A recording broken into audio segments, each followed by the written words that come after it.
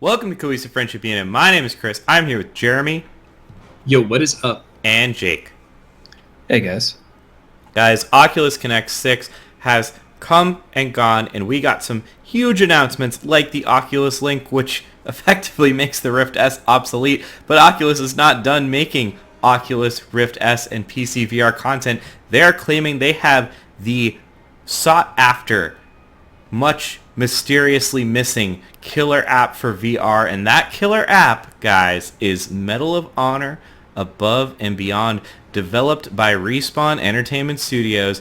We're going to talk, do we think Medal of Honor is the killer app for VR, or is it just a cool World War II game? Real quick, guys, thank you so much for helping us get to 1,000 subs. If you love us, please sub us. If you like this video, throw us a like. Let us know what you think about Medal of Honor Above and Beyond down below in the comments. Alright guys, what do we think about this? So just real quick, I'm just going to throw a few facts out. The game is expected to be a 10 to 12 hour campaign. It's coming out on PC VR, so like the Oculus PC front, not the Oculus Quest, which I did not predict personally. So it's going to need a high-end PC. It's going to have multiplayer, and it's a return to Medal of Honor, which the last time we saw was a modern shooter that really dropped the ball. So how do we feel about Medal of Honor? How do we feel about this game? How do we feel about all of it, really? Medal of Honor, the IP. I could give and take. I wish Brian was here because I know he is a Medal of Honor lover. He loves Medal of Honor games. He was into it way before like the original. Well, when the original ones were coming out, he was all about him. But IP, I'm fine with that. I think shooters lend themselves really well to VR. I have limited VR experience, pretty much just Super Hot VR, and I had a ton of fun with that. So I like the shooter genre in VR. The IP itself, I'm fine with. I'm excited to see it, especially with all the research they put in and how they're trying to make it at least semi-historically accurate and relevant. Yeah, I agree with pretty much all that. Not like a huge Medal of Honor fan, not a huge, I guess, World War II shooter fan, historical shooter fan. But it's cool to see an IP that's been gone for a minute come back. I don't know. The game looks interesting overall. So honestly, like, the trailer looks okay. I personally was not absolutely wowed and blown away by it. It looked fine, in my opinion. My biggest thing, and I've owned, at this point, 4 VR headsets, and I am I'm all for VR. I really like VR. I've played lots of VR. I still can get motion sick from smooth locomotion, which is the term that's used when you use the analog sticks to move your character. That can still get to me. And just looking at the trailer, and the Adam Savage's Tested channel actually got to play this, and they confirmed there is only smooth locomotion as of right now in this game. Smooth locomotion, quite frankly, intimidates me about this game. Like, I think that makes it somewhat non-inclusive. On top of the only having smooth locomotion, a lot of the set pieces that you are playing in this game, in the trailer, have, like, for example, a moving train, or a ship that's sinking, or you being underwater. These are all things that, to me, could potentially trigger motion sickness. And if anyone can do it, I think it's Respawn. Like, they have a good pedigree. I just am maybe personally a little worried about motion sickness coming from this game in particular. So I'm glad you mentioned it because I really wanted to spend a good amount of time on this because I don't think I get it as bad as you do. I haven't played a ton of VR, but I did watch one of those quadcopter drone videos that a lot of people get motion sickness in, and I was okay. But one of the things that I did notice, specifically playing with the Quest, which is tethered free in the room VR, is even though I had like a couple feet to move around either way, specifically when I was playing games like Superhot, which is designed for really just movement within a couple feet, I really didn't want to walk around too much because I knew I was confined in a room. And once you get to kind of the edge of where you can walk within your room and you have to go farther, it really breaks you out of whatever kind of stupor or dream that you're in with the game. Like I didn't want to walk around with the stick even though I could. And since you've covered in a previous video that with the release of the upcoming Oculus Link, that's really gonna kill off anything but the Quest, most likely. I don't know. What do you think this movement's going to be like? Because I didn't really want to move around when I was using the Quest, and that is like the most movement-free headset out there right now. I think this is, and I could be wrong. Like, again, this trailer does look totally fine. Like, the game looks pretty cool. I think you're just going to move around a level. I think Respawn, being a traditional game dev, you know, having made Apex Legends, the upcoming Star Wars title, Titanfall, they're very into traditional video game locomotion where you slide around, you use joysticks, and you move around. And I think they are almost used to that to a fault when it comes to making this VR game at a glance, to the point that they're not allowing alternative locomotion. I don't know. How do you feel, Jeremy? I almost have the same perspective, but in reverse. I get motion sickness pretty badly, so my perspective is just kind of VR isn't for me. And so all VR games pretty much make me motion sick. So I think it's just, in my opinion, kind of a fundamental issue with VR, that it kind of narrows the purview of what you're even able to do in the game for a lot of players. So from that perspective, like, yeah, you can't teleport, you have to use the joysticks, but I think that's just kind of something that you have to contend with when you're making or playing a VR game, if that's something you're interested in. Because I'm not sure if this is a type of game that you'd be interested in doing. I don't even know what your alternative would be. Yeah, and one of the specific things that I'm concerned about is if with like the Quest, you're really standing up because you get to walk around the room. But with a game that's going to last up to 10 to 12 hours, like that really seems like you're going to want to be sitting. And smooth locomotion, I think, works better when you're sitting because you're a little more grounded. The standing and moving yourself with a joystick it did not work for me. So I'm skeptical of the movement, and I'm also skeptical of the outlets that are saying that it's going to be okay, because we heard a lot of that when No Man's Sky VR came out, that everyone said, oh yeah, this is the perfect VR game out there, and they figured everything out, and that's definitely not true. There's a ton of issues with that VR game.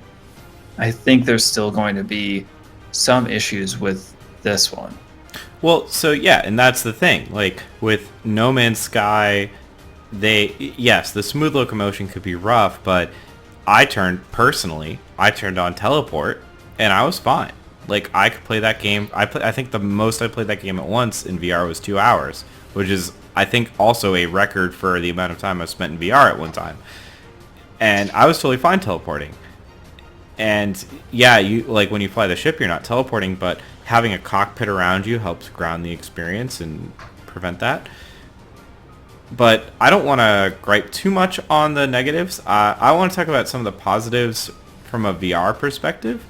And I think it is, first and foremost, I do think it is really cool that this is a, quote, high-end VR game. Like, not AAA per se, but this was like a 100-person dev team. They are using motion capture. They are using good voice actors. Like, I'm sure the presentation of this game will be solid. I also like that there seems to be a lot that, at least in the trailer, they're emphasizing a lot that you get to do with your hands, which is cool. They showed you flipping a knife with your hand to throw it. They showed you throwing a pan, playing a piano, tuning a radio, swimming, climbing, And that's the kind of stuff where VR really does work, putting a record on a record player. And this is like, I'm into that. And from the previews that I've seen, the reloading is not one-to-one realism. Like you do, pull the mag off your belt and jam it into the gun. That's all really cool. Those were the big highlights. As unrealistic as it is of grabbing a grenade out of the air and throwing it back, I did think it was kind of cool. Also, there was some really fake-ass thing where the guy with the VR headset on, pulled a grenade up to his mouth and, pulled the pin out with his teeth in real life, but, that doesn't do shit. It was, really fake-looking, but... Apparently, if you hold the grenade up to your mouth in the game, it does pull the pin out of the grenade. Yeah, but he used his teeth in the trailer. Yeah, that's not... Yeah. That was selling it a little... That's like a Wii commercial. So, I guess it's a little tangent, but recently, as in this week, there was, I think it was a Reddit post, some news that Oculus is looking into doing finger tracking with their outward-facing cameras. And, well, the hands in Medal of Honor are definitely using the controllers. You can see the kind of rigid locking of all but your pointer finger. I'm wondering if they're going to kind of wrap in that finger tracking with the outward-facing cameras with a game like this, because that really opens up a lot that you can do once you have control of all of your fingers, surprisingly. Yeah. So right now I can tell you finger tracking is only going to be supported on the Oculus Quest next year. Yet another reason why they are killing the Rift S. And this game's coming out in a tentative 2020, is a vague 2020 is how they put it. Yeah. So that would track with the timeline. I don't know. That would be cool. Like you said, it's very cool that this is a big game. The 100-person dev team, they really invested some time into, I want to say a real VR game. I know that's probably not the best way to put it, but this is they spent money on this. They're betting on it. This is not just some port of Fallout 3 into VR. This is them releasing a fresh game onto VR only. And it's also not a 1 or 2 hour, essentially demo type experience. Just reiterating what you guys have said, this is a real game that has been designed for VR and to a very high level of polish it looks from the outside. So I think my perspective is that if I was someone who liked VR, I would be extremely excited for this. I think the other thing that Jake touched on at the beginning is the level of realism that was put not necessarily into the graphics, but into having historically, again, not they don't want to call it accurate, but grounded settings where they actually flew in World War II veterans to locations where they fought in World War II and interviewed them and kind of used that to guide their creative process. I think immersing yourself in a really, again, highly polished environment through VR, I think that is also a potentially pretty cool experience. So I think it looks like it has a lot to offer for people who like VR games. So my last question is this the killer app for VR like Oculus is saying that we have been waiting for? And I'm just going to go ahead and say no, personally. And I hope it is. I hope this game is great. I'm not saying this game isn't great. I personally think we already have VR killer apps, but they are not experienced by people for a number of reasons. And I think we are going to be getting more VR killer apps this fall from Oculus Studios. So it's not me shitting on Oculus or anything. Stormbound and something's Wrath. It's escaping me. I'll get it. But there are great games coming out. There are already great VR games, and I think launching this on PC VR is maybe not a mistake, but I think the Quest just has so much more penetration in the market, so much stronger sales, and so much more ease of use. Like, I can bring that and show it to you guys from cities away. I can bring it and show it to my parents. I can throw it in a bag and bring it to work. I think launching on PC VR is not where you're going to see your killer VR app, personally. Yeah, and unfortunately, I think I'm in the same boat where I don't see this as the killer VR app, even though I'm very positive on the game and the trend for VR as a whole that this is starting. But for me, like, in my mind, a killer VR app would be something that really makes me want to play the VR game more than any other game I have on Steam right now. And well, this definitely looks interesting. It's not really, I don't think it's going to motivate me to buy a headset, at least compared to other games out there so far. Again, I do like the trend and the kind of momentum that it's creating for VR, and I'm looking forward to what Oculus Studios is going to come out with, but I don't think this is the killer app yet.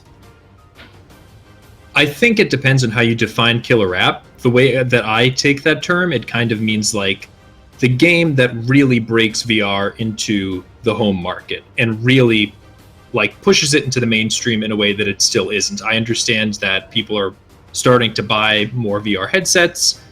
They do sell somewhat, but like something that really was a trend and really kind of broke through in a way that we haven't seen yet with a VR game. And I don't think this is that game, but that's because I still believe that that game is not on the immediate horizon. I think we're still just bound by technical limitations where, again, similar to what you were saying in the beginning of the discussion, Chris, for a lot of games, they kind of require smooth locomotion. This seems to be one of them, or they're developed for smooth locomotion. And we're just still not there for a really large percentage of people who might be interested in playing VR titles. So maybe in the next few years, as technology improves, we could see a really high level of adoption, but I just don't see it happening now with this game or with anything on the immediate, on the table, on the menu. All right. Well, I think those are our kind of initial impressions of Medal of Honor Above and Beyond. Obviously, if anything new comes along, we'll be talking about it. We have a pretty sick VR playlist, including recaps of Oculus Link and Oculus Connect 6, if you guys want to check it out. But until next time, we will see you guys later.